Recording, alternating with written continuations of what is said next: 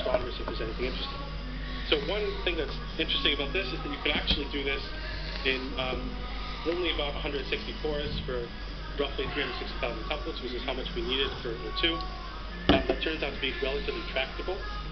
And the whole operation from the gravitational wave passing through our detectors and actually moving the instrument to us being able to report something is roughly 30 seconds. Now, for the past few runs, the longest part has actually been after we see something, we've been through a human vetting process. We've actually gotten people together to look at it before we actually alert anyone. But in principle, this is roughly what you can expect down the line. So in summary, we have offline analyses, which are embarrassingly parallel. We use tools like Pegasus and the Open Science Grid to farm these out to many different clusters. We also do online analyses, which are critical for actually telling astronomers where to point and find electromagnetic signals to our mergers. But these require dedicated resources. And we're using the required dedicated resources because we need to actually be able to enforce our latency requirements. And you can't do that when you have opportunistic resources. And I think I'm going to leave you with one last thought. Of course, I do want to highlight some of the open science that people are doing and some of the open software we have. Of course, the LIGO data itself is released through the Open Science Center at WASC.ligo.org. That's soon to be renamed WASC, because we have, of course, Virgo joining us, and we're also releasing data, and of course, there'll be future detectors down the line. The majority of the LIGO analysis codes are, in fact, open source and available for people to use. You can get many of them at LOST.ligo.org software. One of the ones I'm involved with is called PyCBC. You can get information here. We have tutorials, and of course, it's available on GitHub. And I think probably there I can open up for questions. I think probably out of time as well.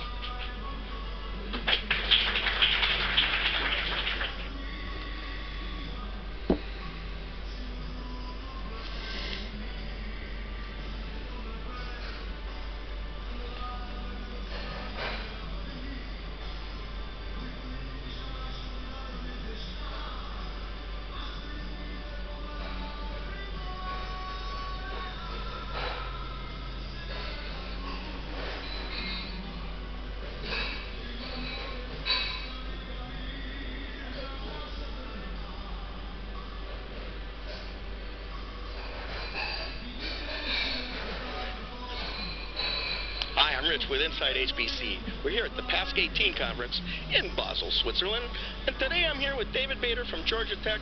David, you're giving a keynote tonight about big data, analytics, and graph in the real world. Can you tell us more about that? Sure, Rich, and I love Inside HPC. Coming to this meeting is fantastic because we see folks in scientific computing and also big data. And my talk tonight really resonates on those themes here at PASC 18. I came all the way from Atlanta at Georgia Tech with the Rambling Rex here to Basel, Switzerland, and I'll talk about applications ranging from healthcare. You know, as we get older, we have to worry about a lot more. Exactly, and looking at finance, and looking at Internet of Things, self-driving cars. How do we put all of that information and relationships together to make important decisions? So, David, I'm curious about hardware. I'm a hardware guy, right? In terms of computer architectures, what's holding you guys back from the kind of computation you want to do on this big data? Rich, that's a great question. Right now, what holds us back is the power spent moving data around. In new architectures, what we're looking at is moving the computation to the data in new memory subsystems. For instance, in the DARPA High program, we're a software performer, and we're working with companies like Intel and Qualcomm to create a new high graph processing chip. In that chip, lightweight threads will move around the system to where the data sits and be able to operate more efficiently on these types of challenging problems. Okay, can you give me one example of the real world kind of stuff that people would kind of get their handle on this? Sure, that's a great question. In the real world, we care about, for instance, our health, and we have a lot of electronic patient records, our health records. What I'd like to be able to do is sift through those very fast, of course, with hospitals and medical doctors to understand preventative medicine and predictive medicine. And that way, our health can be improved by understanding the rich history that exists. So is this really about finding outliers or predicting the future? It is. So what we'd like to be able to do is not just take big data and do forensic history as to what happened in the past, but use that in a streaming sense to be able to predict the future and to make decisions rapidly on the fly that gives us a healthier and safer future.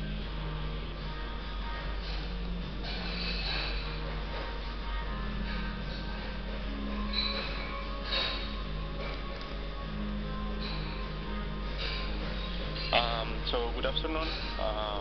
Thank you for inviting me to this panel. My name is Leonardo Bautista, and I'm going to talk a little bit about efficient multi-level checkpointing. Okay, I don't know how this works. Yep. Okay, so I'm going to start with presenting a little bit what does it mean to checkpoint in high-performance computing, the classical checkpointing strategy that we have used that maybe is not the most appropriate way to checkpoint in current architectures.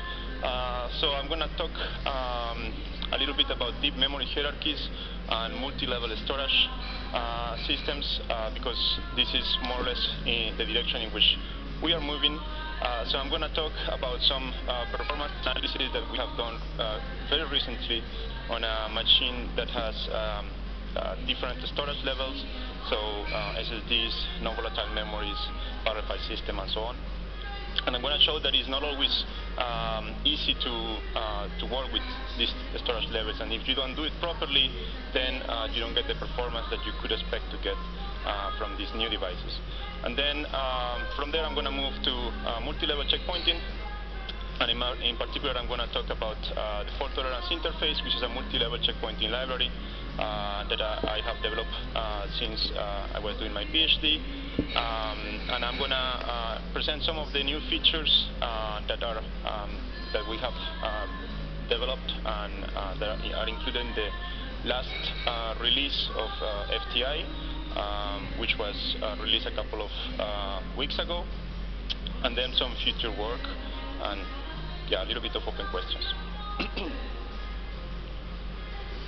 Okay, so as we already saw in the previous talk, failures are common in petascale systems. This is not deception anymore. Actually, these are frequent failures occurring in petascale systems. So we have to take this into account when we are going to program applications that have to run for many hours and sometimes many days. You have to take this into account to not waste all that energy on all that computing power. Now, also sometimes when a job needs to run for multiple days, in some cases multiple weeks, like the case of climate simulations and this kind of long-running simulations, you have to checkpoint even if you assume that the system has no failures. Okay, and this is because your job scheduler only allows you to run for 24 hours or 48 hours. And then you still have to continue the simulation after the end of the job. So you are forced to checkpoint, and this is not for reliability purposes, but for job scheduling purposes. Okay. So it's clear that checkpointing is not going anywhere. It's needed for multiple reasons, and so the question is how you do it efficiently. Okay. And so the idea is, of course, to take advantage of the new storage devices that are coming into the system that offer new trade-off. For example, they have much better bandwidth, smaller latency, somehow, in some cases, more capacity than what you will have in DRAM, and so on. But they also have some different, there are different trade-offs. For example, if you are working with SSDs, you have a limited number of writes in each particular cell, so that you have to do wear leveling in order to more or less load balance the writes, and this brings new problems and new challenges. So basically, checkpointing is not as easy as it was, I would say, a decade ago, in which it was just open, write, and close. Okay, this is what we used to do in previous year. We just open a file, we write everything we want to write, and then we close the file, and that is our checkpoint. This is not the way it can be done at Exascale. And the reason for that is because we have limitations on the bandwidth on the parallel file system, so we have to do it in a much more clever way, taking advantage of local storage devices. So taking advantage of the storage components that you have in the compute nodes, and then try to asynchronously transfer that to the file system, or apply different techniques